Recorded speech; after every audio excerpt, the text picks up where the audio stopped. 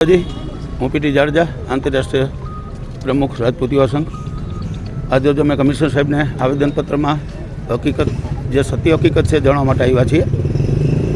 જે અગાઉ મારા વિરુદ્ધ ખોટી ફરિયાદ કરી અને આજે અસામાજિક તત્વો છે એના મંદિરનો કબજો લેવાના ઈરાદાથી આરતીના બાને એમ કહે છે કે આરતી મહાઆરતી અમે કરીએ છીએ, પણ મહાઆરતીમાં 10,000 રૂપિયા લે છે અને એમાં પૈસાનો ગોલમાલ કરે છે અને આરતી કરવાની મેં નાજ નથી પાડી, છતાં મારા વિરુદ્ધ ખોટી ફરિયાદ કરી પાસા જેવા કાયદાનો ઉપયોગ કરી અને મને પાસામાં ધકેલી દીધો।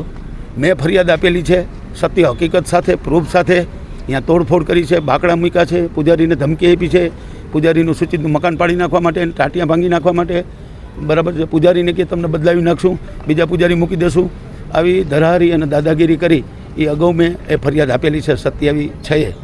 એ ફરિયાદ મારી આજ દિન સુધી દાખલ નથી કરી અને એને ફરિયાદ 1લી તારીખે આપી। આમ તો આપી હતી 2 મહિના પહેલાં અરજી, એ અરજી 2 મહિના પછી એને 1લી તારીખે સીધો મેં ફરિયાદ આપી એટલે ગુનો દાખલ કરાવ્યો અને ગુનો દાખલ કર્યા પછી બીજે અને ત્રીજે જ દિવસે મને એવા સામાન્ય ગુનામાં કે હું એક સામાજિક માણસ છું, આંતરરાષ્ટ્રીય લેવલે કામ કરું છું અને હું સમાજમાં આપે જોયું હશે કે મને પાસામાં મોકલ્યા પછી સમગ્ર સૌરાષ્ટ્ર અને ગુજરાતની અંદર ગામે ગામથી તાલુકા, શહેર, જિલ્લા તમામે આવેદનપત્ર આપવામાં આવ્યું અને ક્ષત્રિય સમાજમાં પણ એટલો હું લોકપ્રિય છું, છતાં આ માણસને પોતાની પ્રસિદ્ધિ મેળવવા માટે મને આગળ ધરી અને આવી ખોટી રજૂઆત કરી। હમણાં તાજેતરમાં એમાં 4-5 જણા એ છે કે મેં નામ આપેલા છે।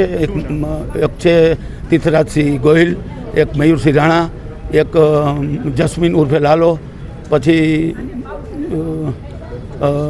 શૈલેષ ડાંગર અને અઠીસિંહ ચાંદલીવાળા જાડેજા।